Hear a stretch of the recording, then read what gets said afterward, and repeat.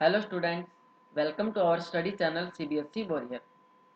आज हम कक्षा 12 का इतिहास शुरू करने वाले हैं और इस क्लास के अंदर हम भारतीय इतिहास के जो स्वर्णिम काल हैं, जो स्वर्णिम हमारा समय रहा था, हम उसको शुरू करने वाले हैं। और इसकी जो शुरुआत है वो सबसे पहले मौर्य साम्राज्य से ही मानी जाती है, जब पहली बार अखिल भारतीय साम्राज्य की स्थापना की गई थी।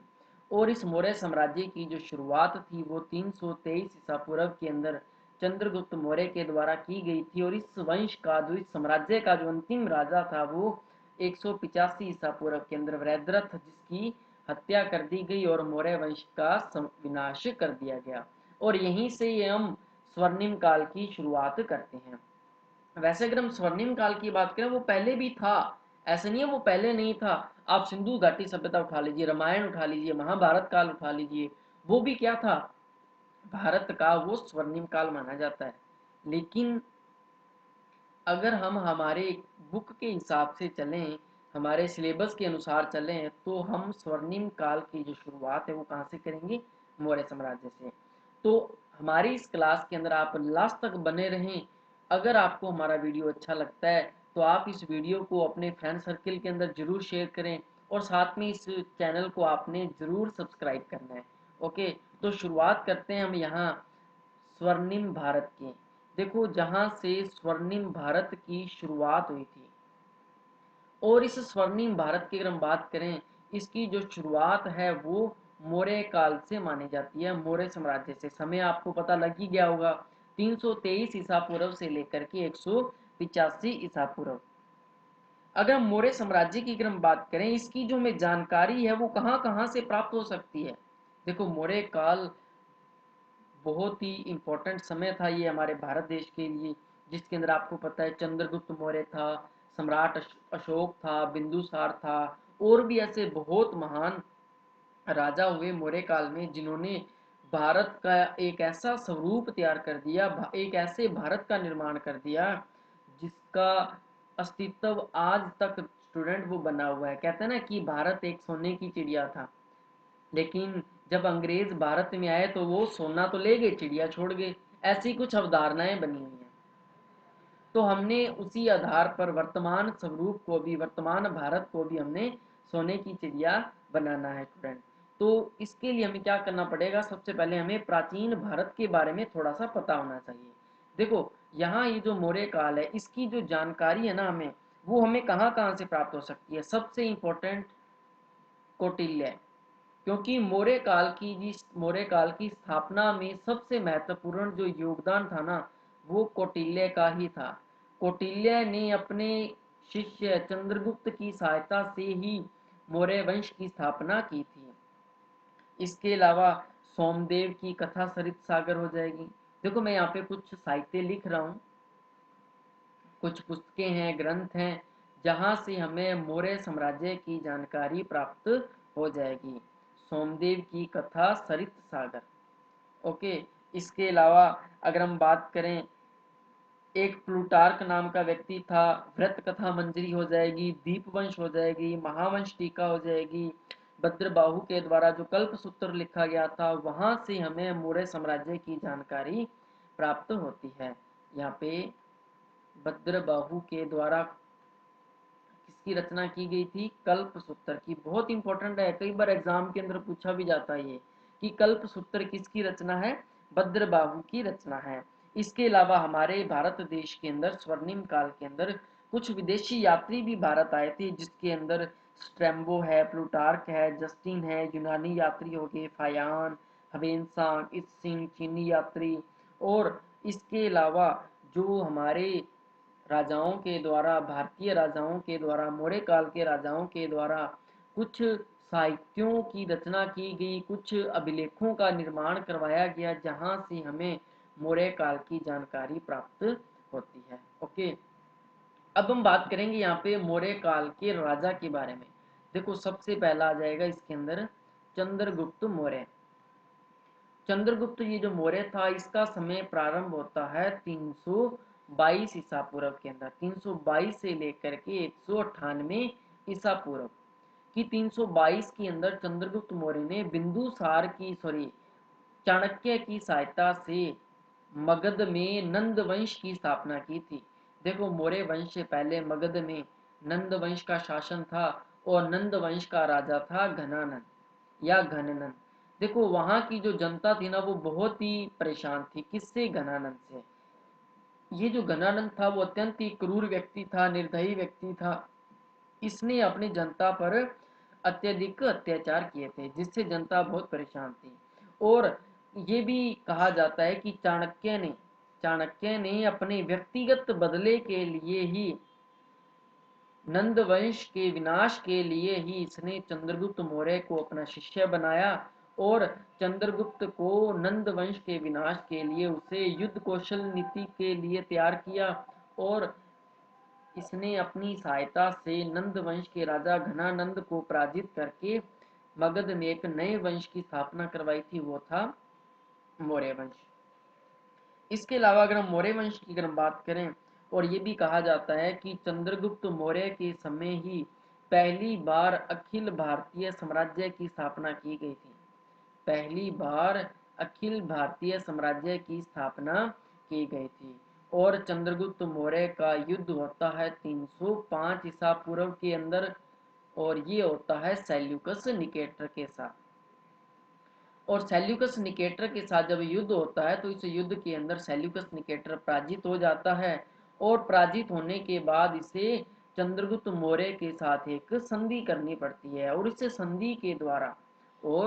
संधि के द्वारा कुछ शर्तें रखी जाती हैं, जिसमें पहली शर्त क्या होती है? जिसमें पहली शर्त ये रखी गई कि जो सेल्यूकस था उसने अपनी पुत्री का विवाह चंद्रगुप्त मौर्य के साथ कर दिया। और दूसरी जो इंपॉर्टेंट शर्त थी, ध्यान में रखना है, दूसरी इंपॉर्टेंट शर्त क्या थी? कि चंद्रगुप्त मौर्य को सेल्यूकस निकेटर ने अपने चार क्षेत्र उसे दहेज के रूप में दे दिए। यानी कि इन चार क्षेत्रों पर किसका अधिकार हो गया? चंद्रगुप्त मौर्य का। वो चार क्षेत्र कौन कौन से हैं? एक तो हो जाएगा इसके अंदर हेरात, ध्यान से सुनना, बहुत इंपॉर्टेंट है। अराकोसिया, हेरात हो गया, अराकोसिया हो गया, जेड्रोसिया हो गया, इसमें जेड्रोसिया। और एक इसके अंदर आ जाएगा पेरी पैसिमडाई। बहुत थोड़ा सा कठिन नाम है, ये आपको ध्यान में रखना है, पेरी पेमिसडाई। ये जो चार क्षेत्र थे, ये चार क्षेत्र सेल्यूकस निकेटर ने चंद्रगुप्त मौर्य को सौंप दिए थे। और ये भी कहा जाता है कि सेल्यूकस निकेटर को चंद्रगुप्त मौर्य ने 500 हाथी उपहार स्वरूप प्रदान किए थे। सेल्यूकस निकेटर को 500 हाथी उपहार स्वरूप प्रदान किया गया था। और अगर हम चंद्रगुप्त मौर्य की अगर हम बात करें, इसके बारे में ये भी कथन कहा जाता है, प्लूटार्क ने किसके बारे में कथन कहा था? प्लूटार्क, इसने चंद्रगुप्त से संबंधित एक कथन कहा था। इसने कहा था कि चंद्रगुप्त जो मौर्य है वो 6 लाख की सेना लेकर संपूर्ण भारत पर इसने अपना अधिकार कर लिया था। और इसी तरह चंद्रगुप्त मौर्य के दरबार में एक राजदूत आता है, यूनानी राजदूत, जिससे सेल्यूकस निकेटर ही भेजता है, और उसका नाम था मैग्स्थनीस। मैग्स्थनीस के द्वारा पाटलिपुत्र में रह करके इसने एक पुस्तक लिखी थी, और उस पुस्तक का नाम था इंडिका। इस इंडिका पुस्तक के अंदर मैग्स्थनीज ने मौर्य काल की सैन्य व्यवस्था के बारे में बताया था। इसने कहा था कि चंद्रगुप्त मौर्य शासकों के पास 6 लाख पैदल सैनिक थे, 50,000 अश्वारोही थे, 8,000 रथ थे, और इसके अलावा उनके पास नौसेना भी थी, समुद्री सेना भी थी। इतनी विशाल सेना के बारे में, मौर्य काल की सेना के बारे में बताया गया था, और बहुत ही इंपॉर्टेंट भी था। और इसके अलावा चंद्रगुप्त मौर्य की बात करें तो हमें दो अभिलेखों से पता चलता है। और दो अभिलेख कौन कौन से हैं? जो तमिल ग्रंथ हैं स्टूडेंट, वो एक तो हो जाएगा इसके अंदर एहनानुर एहनामुर, और दूसरा इसके अंदर हो जाएगा मुरनानुर। ये जो दो ग्रंथ है ना, एहनानुर और मुरनानुर, इन दो तमिल ग्रंथों से हमें ये पता चलता है कि चंद्रगुप्त मौर्य का जो शासन था ना, वो दक्षिण भारत में भी था।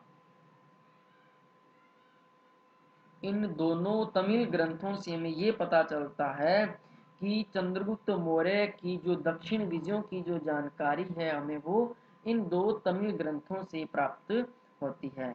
तो ये था स्टूडेंट किसके बारे में, सारा चंद्रगुप्त मौर्य के बारे में। अभी और है, बहुत इंपॉर्टेंट है। आप सोचोगे कि सर आप छोटी सी 15 मिनट की क्लास के अंदर आप सारा कुछ खत्म कर दोगे, नहीं, मैं आपको इतना डीपली बता दूंगा कि आपको कोई भी अदर बुक उठाने की आपको आवश्यकता नहीं पड़ेगी। और सबसे इंपॉर्टेंट चीज आपको ये बता दूं कि आज हम क्या कर रहे हैं, आरबीएससी की बुक पढ़ रहे हैं। आरबीएससी राजस्थान बोर्ड की ये बुक है, बहुत इंपॉर्टेंट बुक है। और मैं तो यही कहूँगा कि आपको भी अन्य बुक पढ़ने से पहले आपको एक बार ये बुक रीड करनी चाहिए। ओके, तो इसके अलावा हम बात कर रहे थे चंद्रगुप्त मौर्य के बारे में कि चंद्रगुप्त मौर्य ने अपने समय में इसने क्या किया था, इसने जैन धर्म के अनुयायी बद्रबाहु से शिक्षा ग्रहण की थी, उनसे दीक्षा ग्रहण की, जैन धर्म के बद्रबाहु से दीक्षा ग्रहण की। अब इन्होंने दीक्षा क्यों ग्रहण की ये आपको मैं बता देता हूँ कि दीक्षा ग्रहण करने का जो कारण था वो कारण ये था कि चंद्रगुप्त मौर्य के समय मगध में 10 वर्षों का भीषण अकाल पड़ा था। एक भीषण अकाल पड़ा जिसके कारण चंद्रगुप्त मौर्य ने अपने शासन की गद्दी को त्याग दिया, अपना जो शासन था, जो राज सिंहासन था, उसे त्याग दिया और उस मौर्य साम्राज्य की गद्दी पर उसने अपने पुत्र बिंदुसार को मौर्य साम्राज्य का राजा घोषित कर दिया। बिंदुसार को राजा बनाने के पश्चात जो चंद्रगुप्त मौर्य था वो जैन धर्म के अनुयायी बद्रबाहु के साथ वो श्रवण बेलगोला कर्नाटक की ओर चले गए। कर्नाटक में चले गए श्रवण बेलगोला नामक स्थान पर। अब ये जो स्थान था जहां चंद्रगुप्त मौर्य के द्वारा इन्होंने यहाँ उपवास रखा, बिना खाए पिए इन्होंने साधना की, तप किया, जिसे सलेखना पद्धति कहते हैं। इस सलेखना पद्धति से ही चंद्रगुप्त मौर्य ने अपने शरीर का त्याग कर दिया। सलेखना पद्धति क्या होती है, बिना खाए पिए व्रत रखना जिसे अपने कहते हैं।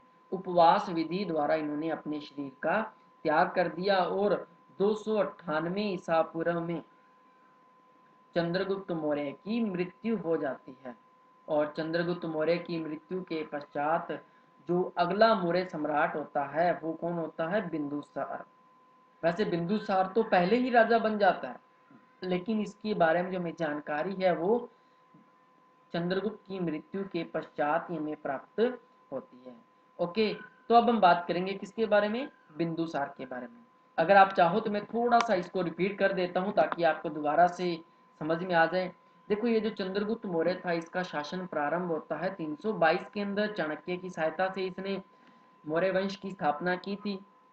मगध में जो पहले नंद वंश का जो शासन था इससे उसने समाप्त करके मौर्य वंश की स्थापना करवाई। और चंद्रगुप्त मौर्य ने पहली बार अखिल भारतीय साम्राज्य की स्थापना की थी। और इसका जो युद्ध है 305 ईसा पूर्व के अंदर सेल्यूकस निकेटर के साथ होता है। सेल्यूकस निकेटर जो है वो इस युद्ध के अंदर पराजित हो जाता है और इस युद्ध में पराजित होने के पश्चात वो चंद्रगुप्त मौर्य के साथ एक संधि करता है और इस संधि में कुछ शर्तें रखी जाती हैं। इसमें पहली शर्त ये होती है कि चंद्रगुप्त मौर्य का विवाह किसके साथ फिक्स किया गया, सेल्यूकस निकेटर की पुत्री हेलेना के साथ।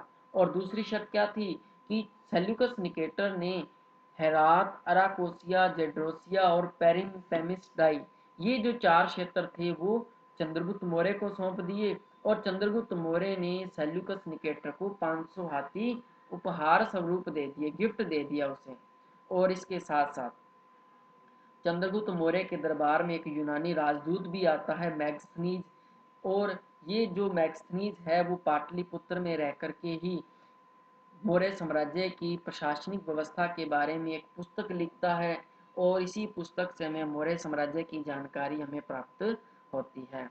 और चंद्रगुप्त मौर्य के द्वारा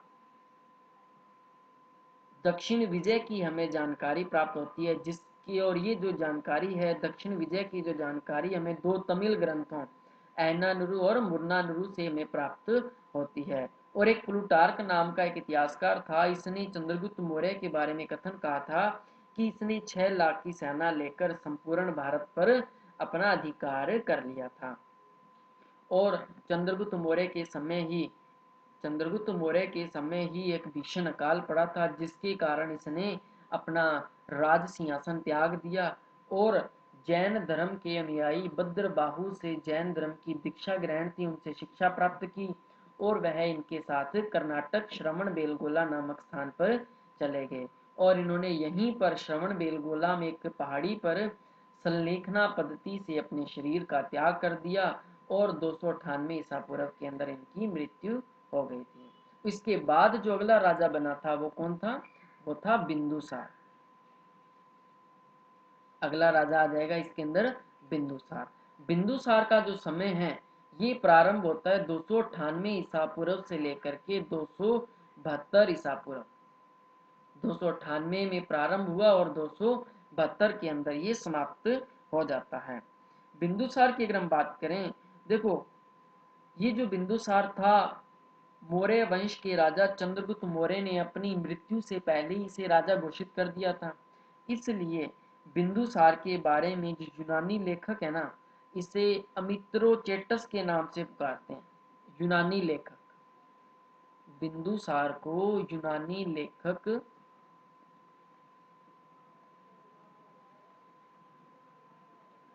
अमित्रोचेटस के नाम से पुकारते हैं, ये ध्यान में रखना है आपने। एक चीज और बता रहा हूं आपको, और बिंदुसार को ये कौन पुकार रहा है? यूनानी लेखक था। अब हम बात किसकी करूंगा मैं? स्ट्रैम्बो की। स्ट्रैम्बो नाम का एक इतिहासकार था। स्ट्रैम्बो इसे किस नाम से पुकारते हैं? इलेक्ट्रोकैडस के नाम से। बहुत ही इजी शब्द हैं ये, बस थोड़ा सा आपने ध्यान में रखना है, कंफ्यूज नहीं होना। यूनानी लेखक अमित्रोचेटस के नाम से पुकारते हैं और स्ट्रैम्बो किस नाम से पुकारते हैं इसे? अलिट्रोकैडस के नाम से। अलिट्रोकैडस के नाम से पुकारते हैं। और इसी तरह फ्लीट का नाम का व्यक्ति आता है। फ्लीट क्या कहता है? फ्लीट बिंदुसार को अमित्रघात की संज्ञा देता है। अमित्रघात, अमित्रघात का मतलब होता है कि शत्रुओं का वध करने वाला, शत्रुओं का विनाश करने वाला। ये 3 शब्द आपने ध्यान में रखने हैं। सबसे पहले तो अमित्रोचेटस यूनानी शब्द है, यूनानी लेखकों ने कहा था। स्ट्रैम्बो ने इसे इलेक्ट्रोकैडस कहा था। फ्लीट क्या कहता है? फ्लीट इसे अमित्रघात कहता है। अमित्रघात का मतलब शत्रुओं का विनाश करने वाला। इसके अलावा हमें एक दिव्यावदान नामक एक ग्रंथ है, दिव्यावदान। ये इस साहित्य से, इस ग्रंथ से हमें ये पता चलता है कि बिंदुसार के समय तक्षशिला में 2 बार विद्रोह हुआ था।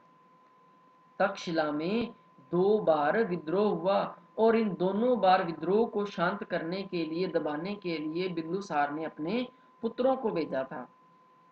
पहली बार जब विद्रोह हुआ था तो बिंदुसार ने अपने पुत्र अशोक को भेजा था और जब दूसरी बार विद्रोह हुआ तो उसे दबाने के लिए सुशीम को भेजा गया था।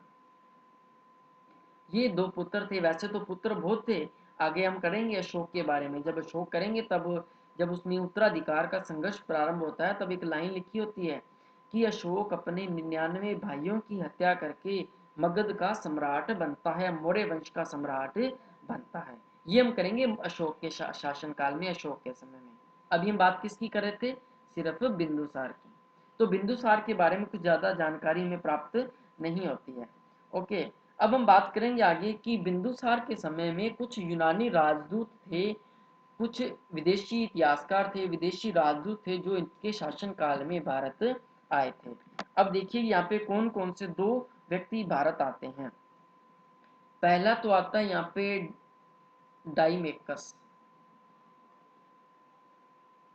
ध्यान से देखना, एक तो आता है डाइमेकस और दूसरा आता है डायनिसिस, डायोनिसस या डायनिसिस, कुछ भी लिखा सकता है एग्जाम के अंदर। देखो ये 2 व्यक्ति थे जो बिंदुसार के समय भारत आए थे। देखो सबसे पहले आपने क्या ध्यान में रखना है कि ये व्यक्ति आए कहां से थे, ये व्यक्ति आए कहां से थे, और दूसरी चीज इसे भेजा किसने था, इसको भेजा किसने था, ये आपने ध्यान में रखना है कि जो डायमेकस था इसे एंटियोक्स प्रथम ने भेजा था।